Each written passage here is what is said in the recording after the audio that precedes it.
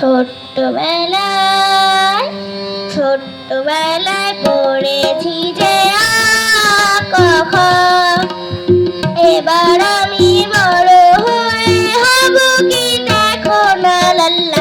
ছোট্টবেলায় লেখা শিখে লিখবো আমি পৃথিবীর কাহিনী, লিখবো আমি সত্যি কথা যা কিছু জানি। লেখা শিখে লিখবো আমি পৃথিবীর কাহিনী, লিখবো আমি সত্যি কথা যা কিছু জানি।